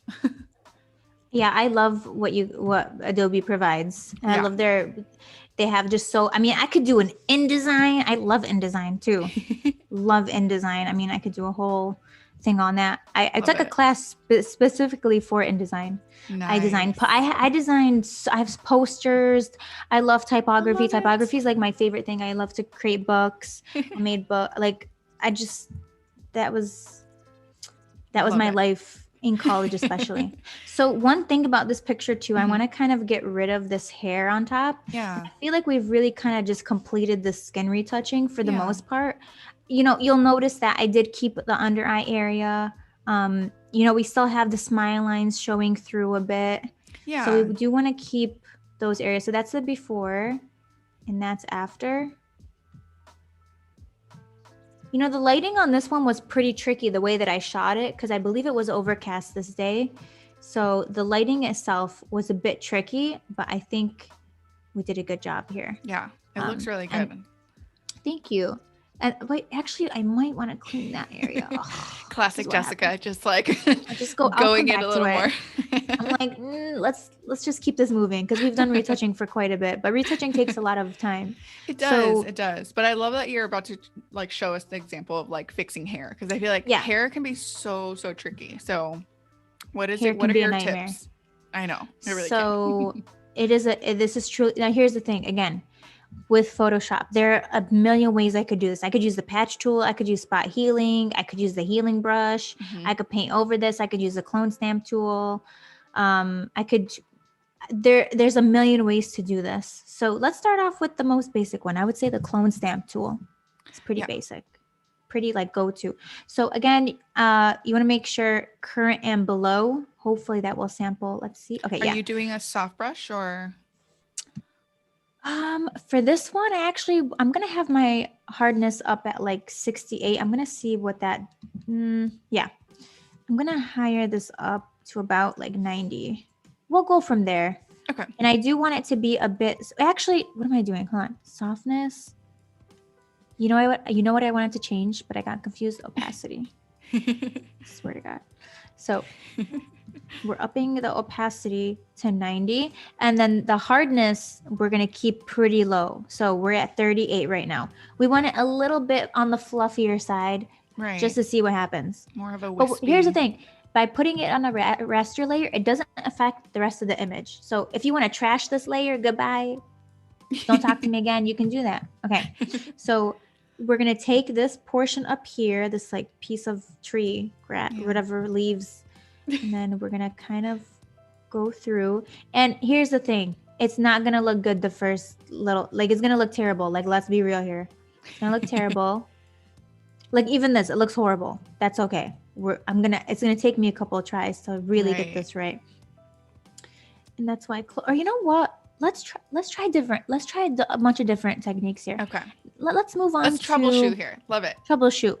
Right? This is what we do. Troubleshoot. Honestly, that is like what we do in Photoshop and retouching. Like you troubleshoot because sometimes like you might not know like what the best way is gonna be right for whatever you're doing. So you have to like try a bunch of different things. Let's try it out. Let's see how we go. Do here. it. So now we're using the spot healing brush tool. Okay. So, okay. We're taking a portion. Oh, okay. My bad. I'm so used to the healing brush tool. Didn't realize that. Okay. So we're doing one of these. Oh, Ooh, okay. I like this better. Okay, wait. I lied. Okay, let's try to just do one of the. Oh. Yes. Wow. Okay. Love that. Okay, Okay. Jessica. Okay. A spot healing brush. Okay. So it's going to look a little crusty at first. Don't worry. We're going to fix it. We're going to fix it, guys. I promise. Okay.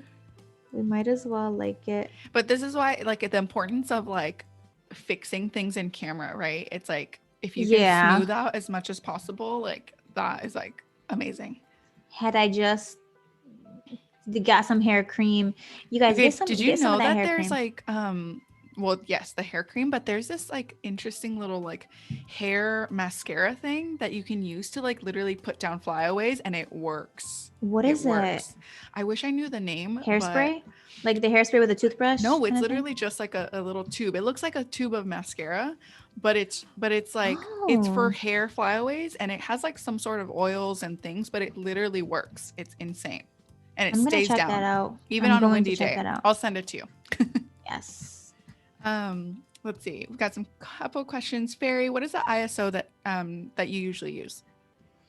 Oh, so okay. So ISO is going to change depending on what kind of light you're in. Mm-hmm. So, and that's an interesting question, because when I was starting out, I always asked other people, like, what were your settings? But the settings don't really matter in a way. Yeah. I mean, they matter to the photo shoot, but to each individual but as photographer. A style, yeah, as like something that, yeah. Okay. Also, you guys, we are taking the spot healing brush. Yes. And now I'm doing a clone stamp. What am I talking about? My brain. Let's get it together here. We're live. I took this clone. We did this spot healing brush. Hey, you're human. You're human. Spot healing brush. And then we just cleaned up. It's looking a little jagged right here. So we cleaned it up, spot healing brush. Now we're taking the clone stamp tool and we're just kind of smoothing it out. Ooh, yes. Okay, everybody. Good. Okay, cool. And we're going to probably I'm going to lower the opacity a bit to kind of make it blend in a bit better. Nice. I don't like editing flyaways, but you got to do it sometimes. You got to do it. Yeah. Yeah. Especially like with wedding clients, like they will want 0 flyaways. Like, yeah. No. I'm not going to put hairspray. I just want you to fix it in Photoshop. And I'm like, I got you. How much of your hair do you want retouched? Okay, looking again, we're getting here. Look, that's looking great. From far away, just zoom all the way out. Just think about the fact that it's only going to go on like probably like a small little phone the screen. Probably. Exactly. It's fine. Also, areas like this, you can just easily blend them out. Again, just low opacity. The opacity is at 8%. I'm also going to decrease the flow as well. So you just kind of blend it in. There we go. Ooh, couple questions. Let's see. Jessica says, not sure if this was already asked, but how long does it take approximately to edit a photo? Oof. It depends. Probably like an hour and a half or an hour each, probably like an hour each photo. Yeah. An hour, I would say. Like once I get the colors though. If I don't have the colors down, I mean, I can spend 6-7 hours just deciding the colors of a photo. And that, I think, honestly, that's my biggest struggle right now. Telling you, I'm struggling. Actually, I think I have like a new coloring done and I'm really excited about it. Ooh. Well, I love the coloring that you did yesterday. It was so much fun. So if you missed that, please go watch it. It's available for replay. That was so good. Thank you. Oh my gosh, it was so much fun. I love that you changed the eyeshadow too, which was like, it was like chef's kiss. Love it. Should we like put her makeup? Ooh, should we do makeup right now? I'm about it. Who wants a red lip? Oh, you guys watch this. Okay. Let's do it. Let's do a little like lip tint, like a red lip tint. Yes. You know who has like the best lip products and like lip tints? Yes. Korea. Korea. Really? I love how you're like, who? I'm like, Korea. The country. The country. Not a brand. Koreans like, no, country. Koreans just know their skincare. Okay, but Koreans are just, their whole skincare routine and things are just unreal. Like, it's crazy. I mean, all of them have so many amazing skin and just, they got it down over there. they know what's up. Like I watch so many Korean YouTubers just go, oh my God. I'm like, how? It's amazing. You guys are just way too pretty. Like I can't watch you anymore. My God. Rosalie's asking, how many shoots do you do per month on average? Oh gosh. I mean, on a good month, oh God, like a test shoots, I'll probably do like 10, like between like probably like around 15, I would say. Wow. Okay. I do it like 10 to 15, I would say. How long does your test shoot usually last? Like one test shoot? Like 3 hours. Oh my 4 hours. girl. I don't listen. I eat and breathe. I don't have a life. How do you do it? Because I'm thinking about it and I'm like, if you're doing, let's say you did 15 shoots a month, that's half the month. And what, the other half you're editing? I swear that's my life.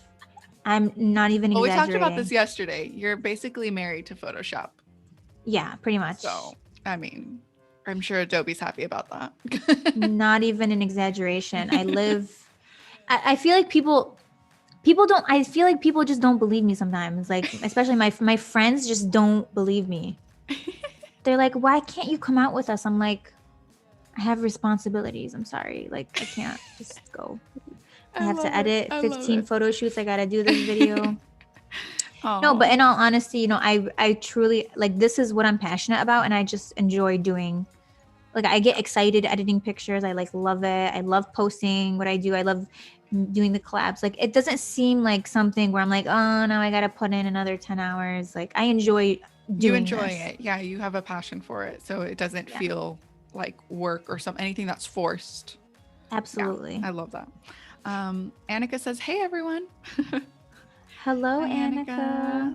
Love to have you in here. If you're just joining, we're here with Jessica Kobeissi.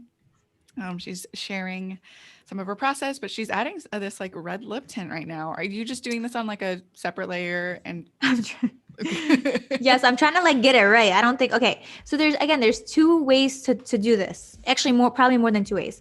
You can apply color through a raster layer, or what you could do actually would probably be easier is I'm going to merge the entire layer together, Command Alt Shift E, and then what I'm going to do is make a selection. I think that we're going to make a selection of the actual image. Ooh, okay. Because I mean, you could do either thing. Again, that's why I love Photoshop. You just get a lot of options in how you want to kind of go about things. Exactly. So we'll do both. I'll show you guys. Okay. I love doing this. It's so fun. Fairies says, I always use 100 ISO all the time. Oh my gosh. I mean, it must be sunny where you're at. Yeah, it must be sunny. Seriously. must be nice. The thing that always helps me as far as ISO is like thinking about it in film terms. Like, you know how there's like, you have film rolls. Like you always know that you have to use 100 for like bright sunny days. Yes. 400 is like the sweet spot as far as like kind of a little bit, you know, you can do whatever. And then 800 is like the one where you like you're probably shooting in the evening or dark or whatever. Yes. Grainy, a little bit grainy. Yes. Love it. By the way, real quick, guys, when you make a selection, it can be confusing, but quick masks are amazing. If you ever make a selection in Photoshop, what you want to do is press the Q key. And as you can see up here where it says the layer that you're on, it says quick mask. So you're now in the quick mask area. And what you can do is actually modify the selection you already made. So let's say you did the lasso tool and it didn't come out the way that you wanted it to, and you want to modify it especially using a brush, which I love, you can do that. So you want to be on the foreground, background, black and white. So the black kind of erases from the selection, and then the white you're going to add on. So you see how there's a little bit of jagged lines from my selection. You can just go in with a brush, and then also if you made a mistake, you can just switch it to white and then kind of just go in there. And also I'll show you guys another tip. I'll show you another pro tip that I always use.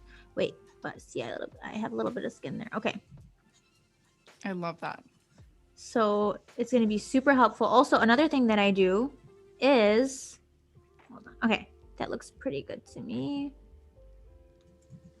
So just kind of like if you want to go in with a brush or make modifications to a selection, but let's say you spent all this time making the selection and then you just want to come back to it. What do? Let me show you guys.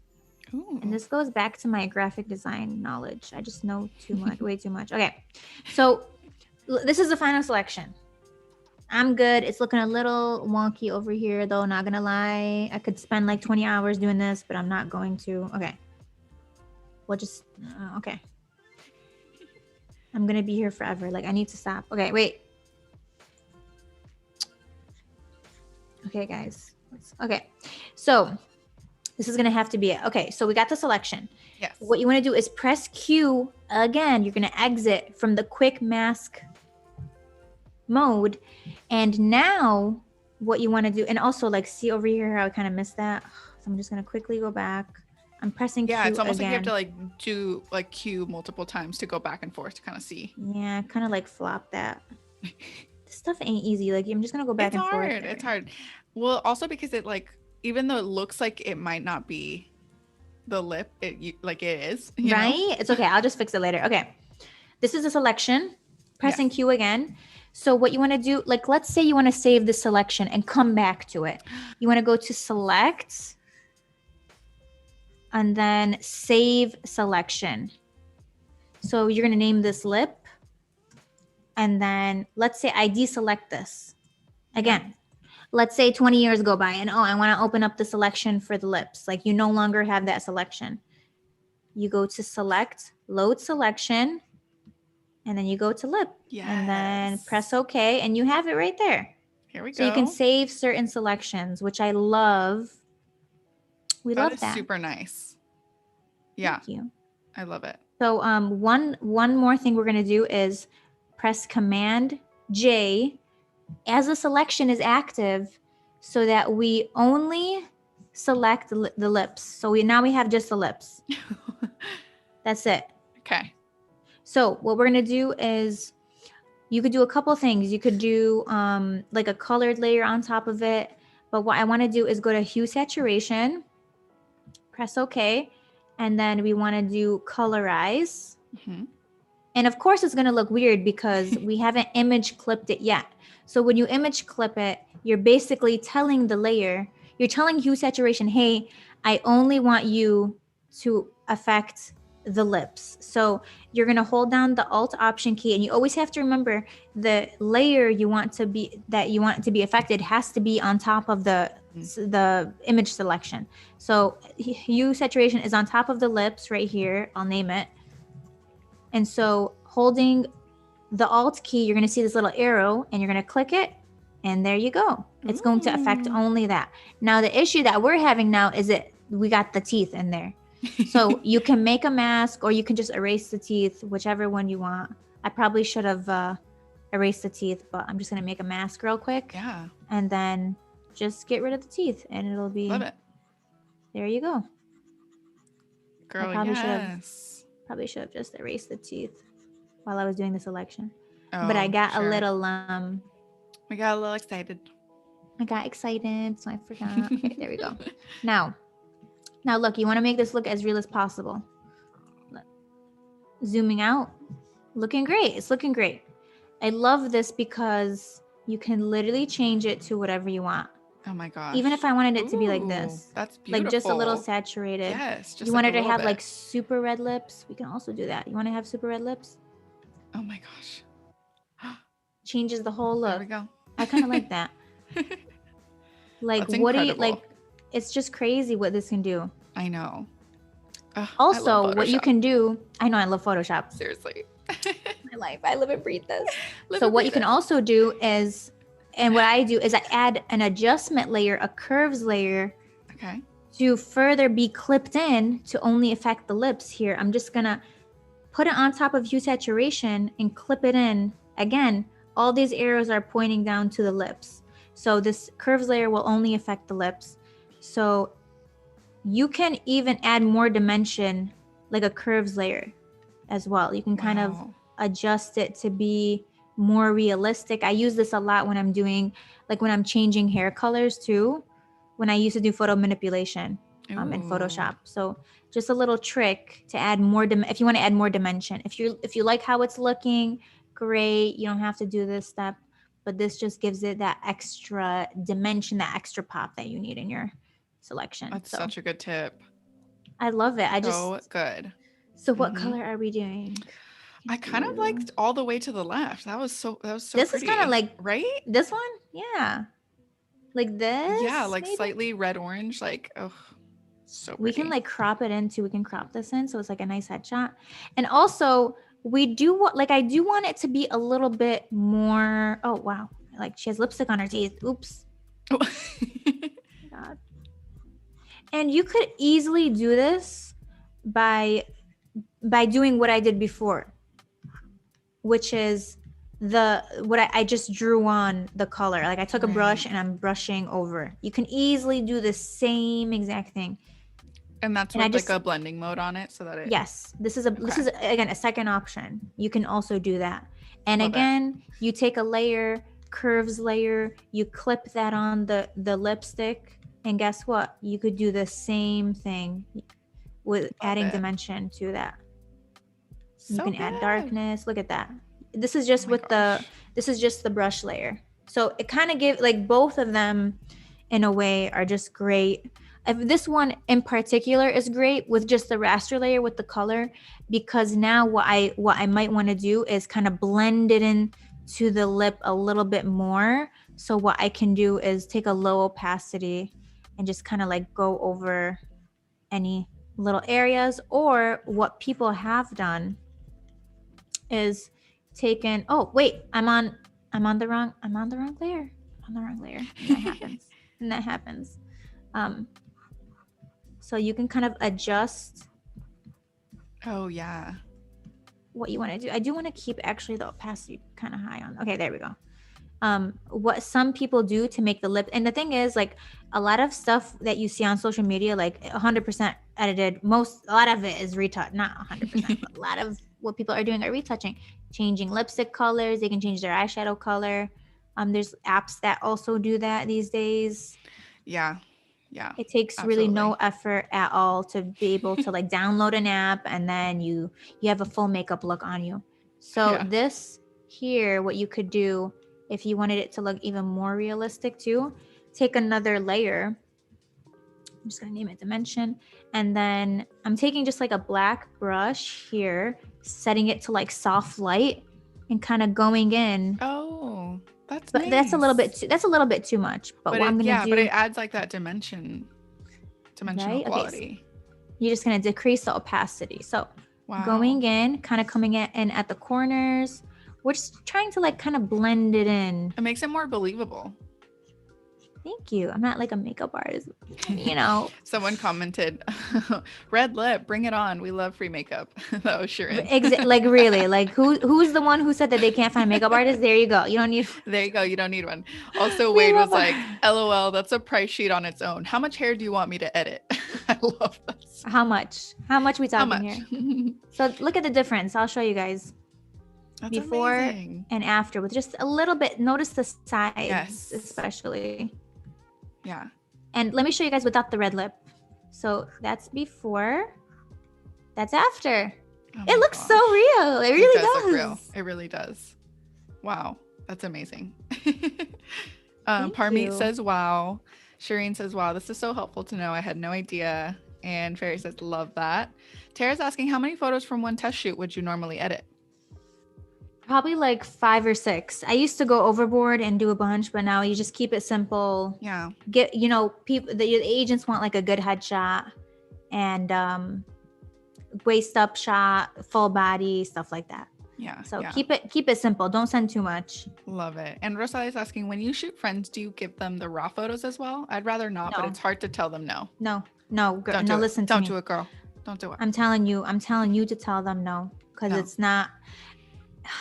They're not finished. It's better to just be real with somebody, and it's gonna like be so painfully awkward and uncomfortable but you got to do it. You're going to feel so much better after. I Well, promise also, you. You're like, going what to are be, they gonna do with the raw photo? Like, do what they are know they how going to to, like, edit? do they have Photoshop? Do they do? Yeah, like Do what? they have Photoshop? Can they Do open they have Photoshop? CR2s, CR3s, Yeah, DNG exactly, right? files? Listen, I love it. listen to me. Whose friends are asking for a raw file? My friends don't even know what a raw file is. They just say like you mean like unretouched photos? Is that what they Yeah, want? maybe, like, Mm. maybe, who knows? I don't know. But Paloma says that color is everything. Thank you so much. See, it's just easy like to switch up your whole look. Like again, couldn't find a makeup artist. Makeup wasn't really that great. That's fine. You can switch it up. Okay, let's add a little bit of color to this because I feel like Perfect. with this, we could easily ruin this whole photo just with too much retouching So we here. actually I have mean, like editing. I don't know, like 30 seconds to get to our artist spotlight. So Oh, okay. Should we do that? yeah, there's somebody that comment real quick. I'm usually Let's do it. Parmeet says I'm usually the client, so that is a perspective from the other side. I like to get raw files because those can be edited in the future or retouched in-house. Interesting. I guess it's a case by case. Yeah. I would not give unless it was agreed to before. I would not do it. Yeah, see, okay, so Rosali said, I understand, but if they edit my photos, I will not present my own work since I edit in my own style. There you go. Yeah, they're gonna. It's not gonna be like your specific work, your style, and your style. Exactly. Okay, are we ready for artist spotlight? Oh my gosh, I'm so excited. Okay, hold on. Let me share my screen real quick. Okay. All right. Let me just. Okay. So I have. Amazing. So I have her Instagram here.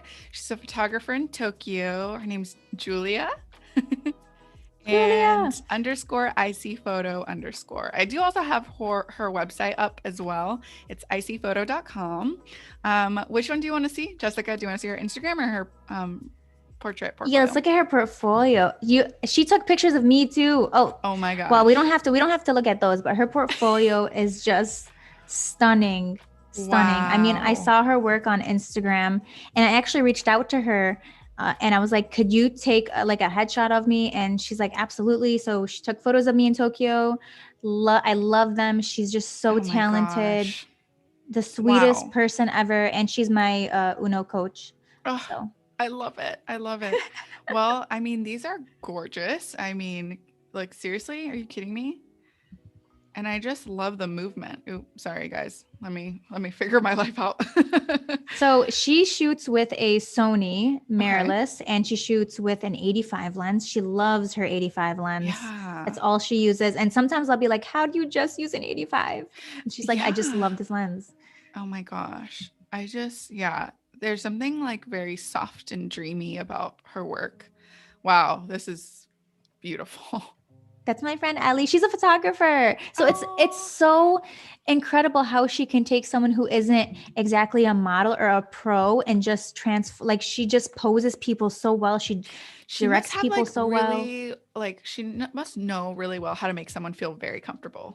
I think that's the thing. When you're working with someone who's not necessarily like a model or has experience in modeling, like that is all you really have to do. It's like you get them comfortable and then they become like their natural state. And it's just like, it's so beautiful.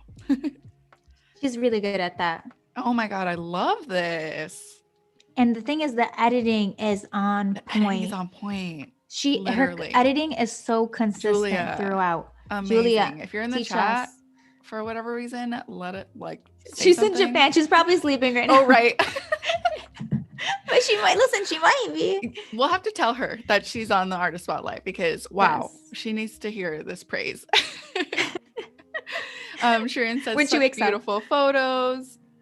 I love it. Yes. Paloma says, yeah, soft and dreamy are the exact words I see in this work. This is gorgeous. I mean, you know what this looks like? This reminds me of like like a shot, like a very cinematic shot from like Dirty Dancing or something, like yeah, like a movie. Yeah, like a movie. Yeah, the way that she edits her photos, like you know what, you described it so well. It's very soft. It's very soft and like a little bit sensual in a way too, like sultry. Like I love it. It's just beautiful. Yeah, Love I mean, the I can see why lighting. she loves the 85. She kind of like, she's been talking to me about like mirrorless, and I'm like, I don't know if I want to do, but she's convincing me. If anyone can convince me, it's her for sure. Oh my gosh. Like, Wow. look Ugh. at this portrait, you guys. You guys. And she edits all of her own work. She does? Like dodge and burn, coloring. I mean, that's incredible. That is incredible. That's so good. A lot of patience. There's a lot of patience. Look, patience. this is, I've never seen this before. Wow. This has to be my favorite. I mean, I feel like I have a new favorite every time I click the button. This is like a movie poster. I feel like this could be like a movie poster. Really? And she's in Tokyo, right? Oh yeah, Tokyo. Yes. Mm-hmm. Oh my gosh. Okay. Are you kidding me? It looks so like good. Her retouching is on point every single time. Every single time. Every time. And it's like she has so much versatility too. Like like even just from that one shot, like the red and the dark, but then we've got this like really bright and like high key kind of portrait. I love it. It's amazing. She's so talented. Ugh. The colors, they're like muted. Really? They're not even too saturated. No. That's like her signature thing. Yeah, they're not. And I like that she uses things to like obstruct the, like the part of the shots too. You know what I mean? Yes. Like she uses like something in the foreground. Mm-hmm. Exactly. Wow. Amazing. Okay, girl. Ooh, we like the full body ones too. Yes. That is so cool. Okay, I love that she just didn't even care that there's all this. Like, to me, it's not distracting at all that there's like people or there's all this, you focus on the model. You focus on the model and then you like take in all the environment. And it's like, that's what a like street shoot looks like. It's amazing. The question is, did she use the 85 for this one? Because it's not looking that creamy. So I'm like, no, that's true. Maybe Julia, which lens? We need to ask her. I know. We should. Julia, tell us. Julia, tell us. Oh, wow. Lovely. I'm and it looks like there was like the shadow. Oh, there's my friend Georgia. Oh, sorry. It's okay. Don't apologize. I'm getting way too excited. I'm like, Georgia. I know. It's so beautiful. I love this.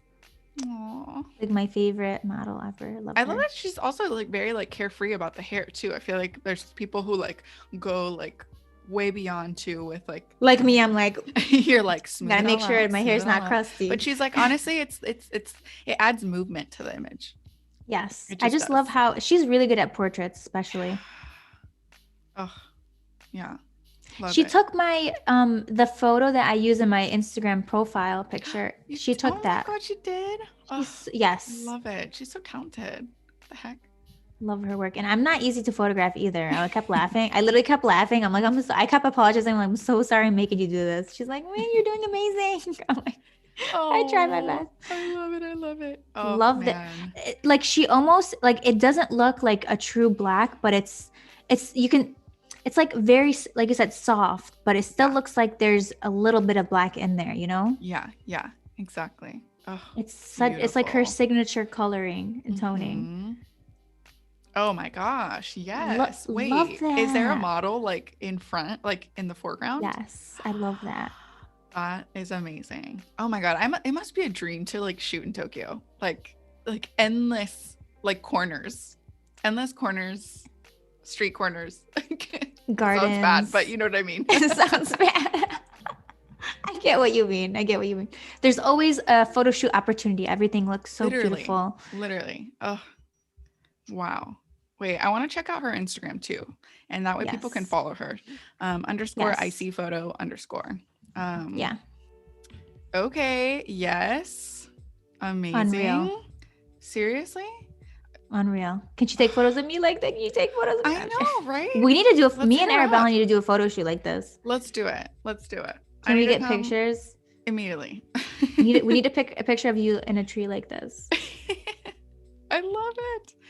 Okay. Yes. Gorgeous.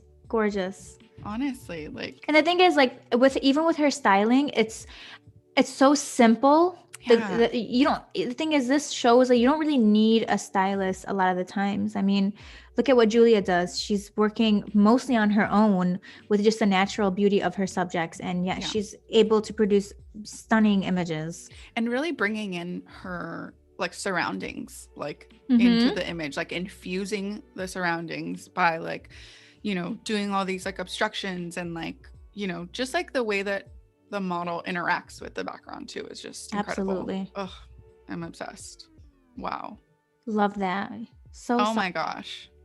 Are you kidding me? Watching a movie, I feel like this is a still from a movie. Yeah, you're right, huh? Right? Yeah.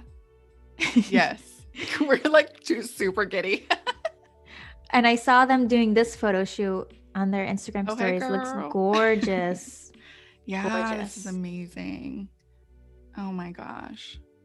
There's Georgia. Oh, I love this photo. Love it. It's beautiful. I love the boat too. So can we just be on a boat right now somewhere? I know. Arabella, let's go. Let's go. Okay. Yes. Again, is this still from a movie? Go follow her immediately, like right now. Look, I even like this one. You can tell. I know, right? There we go. Jessica's approval right here. Stamp of approval. My approval. Yes. Stamp of approval. Ooh, yes. Paco says, reminds me a bit of the poster design of Melancholia. Oh, that's so cute. Okay. Love it. Oh my gosh. Look at, wow. Wow. Look, I even like that one too. I like all of them. Yeah. I mean, how can you not? How can you not? This is gorgeous. Oh, I love like the way, like, I love when images, like when there's like a point of focus and then like there's something in the image that makes you move through the whole image. So like I immediately go to her eyes and then I follow her hair and then it's like the lips and the chin. It's just, it all works. It all works. She really is just so talented. Yeah. Yeah. Incredible. Love the toning, the soft colors in this one. Especially with direct light, can be very hard to get a soft photo from that. I'd be so curious to see how like her what's it called? Like her directing techniques, like what, like the way that she makes her like models like interact with the camera is just, and with her, like it's so good. It's so good. Her editing process would be really cool too. And her editing, yeah, because you said that she does like dodge and burning techniques. Yes, dodge and burn, retouching. Yeah. Ugh. Oh my god. Like seriously? So this looks like a movie poster. So beautiful. Oh, love it. Love it. So oh, beautiful. Everyone's saying thank you for showing us. Paloma says following done. You guys, and the thing is, she's such a nice, genuine person. So that I think that just makes her like, I don't know, even more amazing. Yeah. Wow. Well, I mean, honestly, we can talk about her like forever, but make sure to go follow her work and check out her site as well, icyphoto.com, and her Instagram. Go check out her work.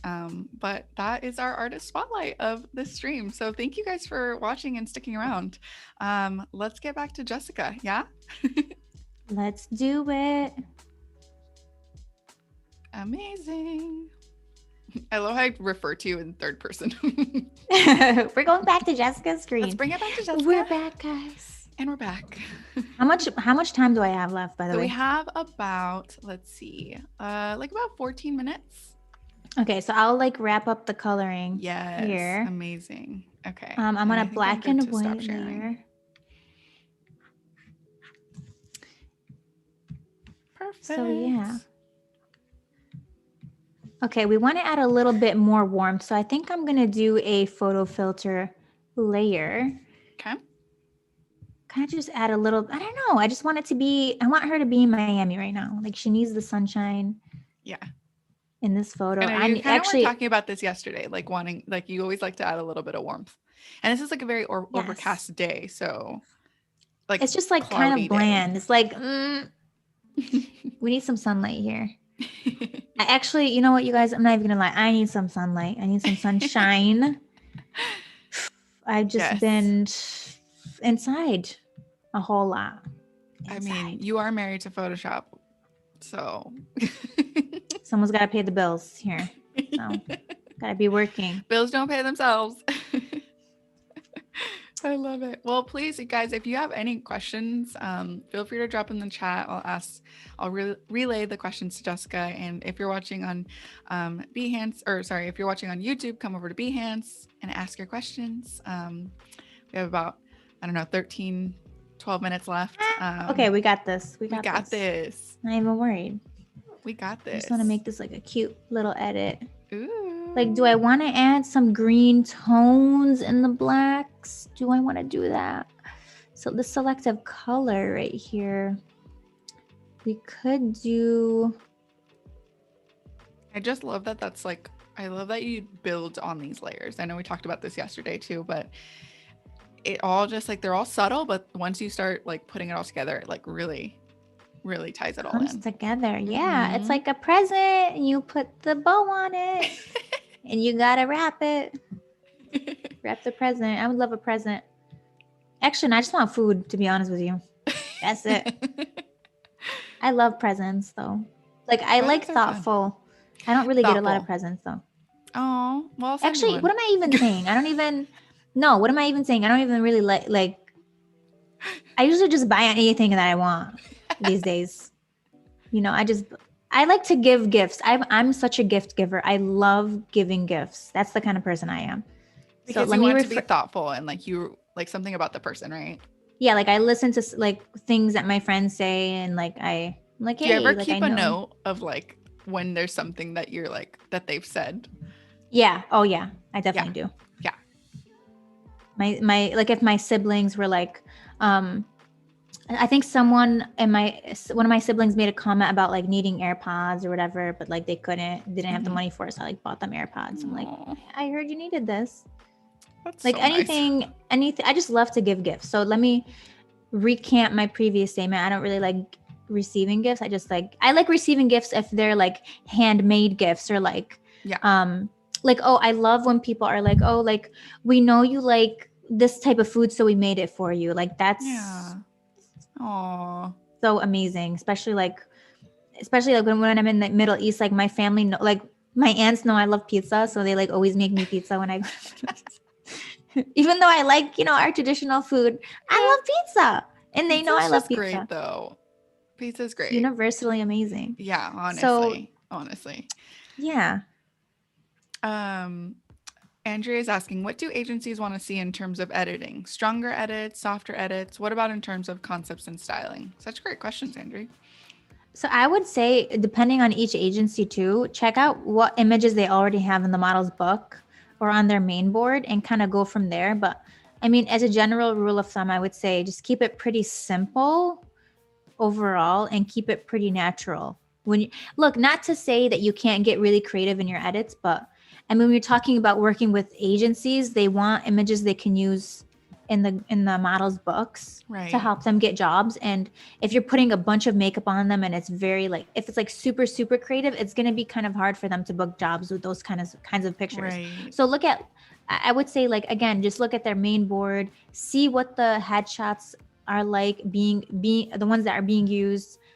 I know when I was shooting with agencies in LA, a lot of the photos I took ended up being the main headshots for the girls. I was like super excited about that. Like they really loved the headshots that I took.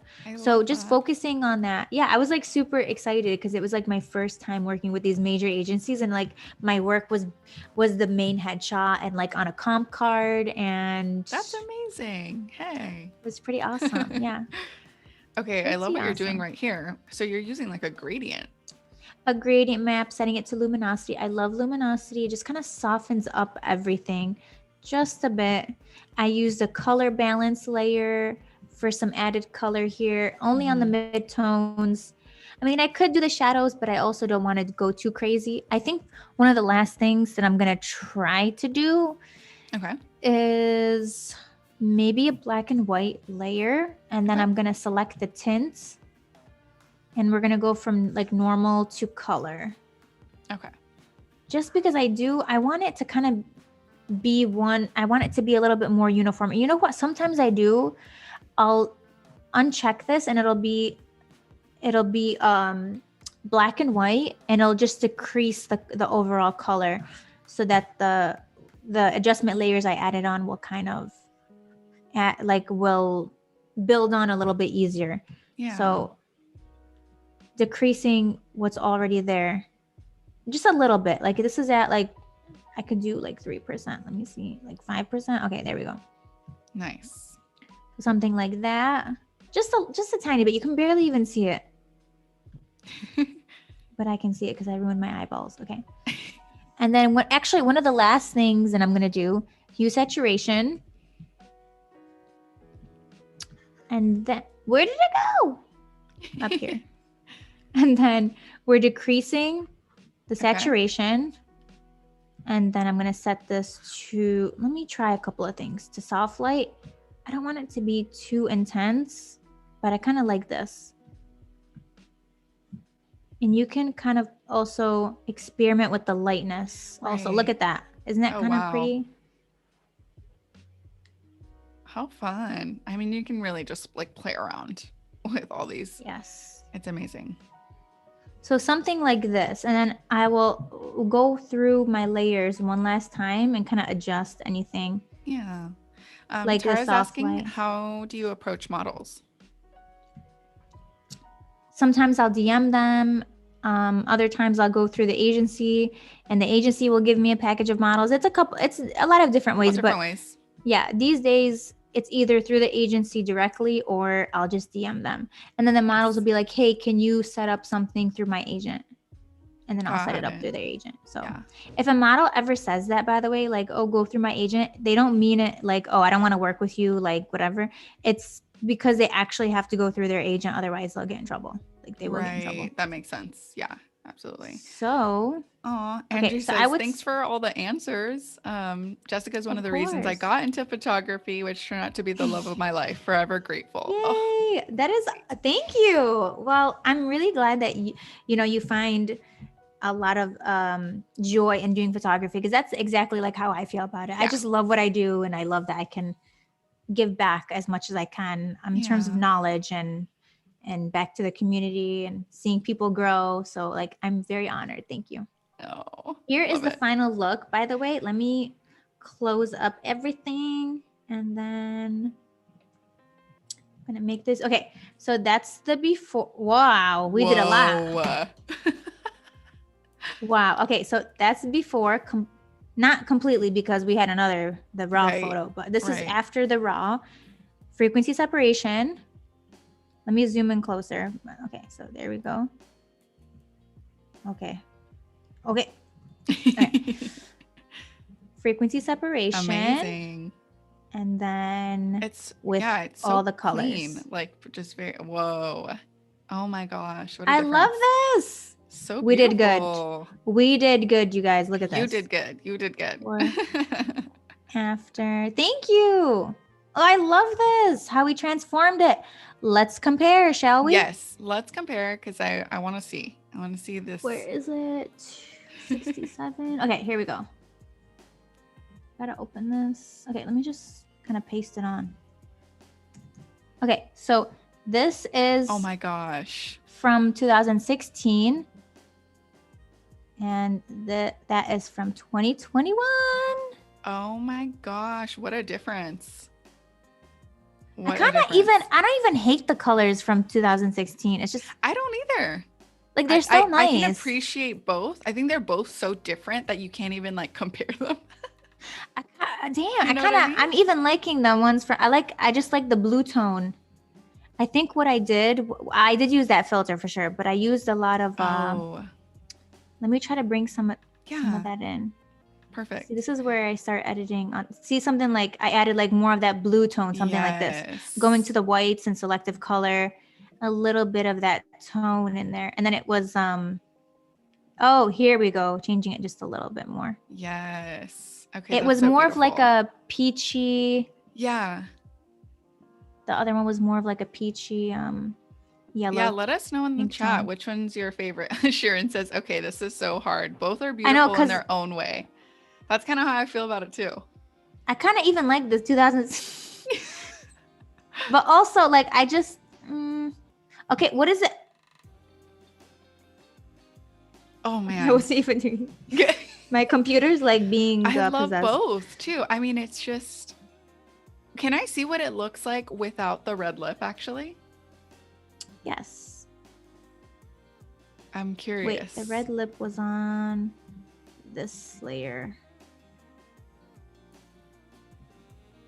It's this whole like, oh, here we go. Wow. Okay, Oh, let's okay. compare. Let's compare. Yeah, yeah, yeah. Oh my Okay. gosh. It was Okay. the Are red you lip that was kidding me? It throwing me was a off. red lip. Yeah, it's like it was a little too strong, maybe. Yes. I mean, it looked really good, but it was yeah. Yes, but Wow. you're Okay. right. Good Yes. eye. You're right. Wow. You Even if I guys. added like maybe if I added like even another curves layer real quick just to like add the contrast. Add the Guys, if contrast this bit. doesn't tell you any like what the kind of person that Jessica is, then I don't know what This does. I don't go out, I don't have friends. Okay, here we Aw. go. Like something even like this. Yes. Okay, there you go. Okay, like this. Now Perfect. it kind of mimics it, but Yes. it's But it's still different and both beautiful. yes. Chris says, thanks for a wonderful live stream, fun and informative. Wade says, both so good. And Thank Kasia you. says, so nice. Jessica, you're the best. I'm thankful for your time. Greetings. Love it. Thank you so Aw. much. Well, this is amazing. Oh my gosh, like you did such a good job and I love that we like compared both images, like your current edit and the previous one and it's like what a difference. What a It difference from is. like It's so your crazy. styles. Uma That, Korn says they like both. So, there you go. thank you. Thank you so much. Oh my gosh, so fun. Well, I mean, we are kind of at the end of our stream now. Oh my gosh, I can't believe that it's day 2 and we're pretty much done. What a fun time. I'm Guys, it's so been I love that. I love that. No, but you were awesome, Jessica. Thank you so much for sharing all of your knowledge and everything. I'm sure a lot of people learned a lot, and both of these streams are going to be available for replay, you guys. So make sure to watch them if you happen to miss any of them. But make sure to stick around for another creative challenge, and also as well, there's going to be Rachel working in InDesign. So lots of stuff going on. Just stay tuned. But thank you again, Jessica, for your time, and we'll see you next time. So bye. Thank you, Arabella. Bye, guys.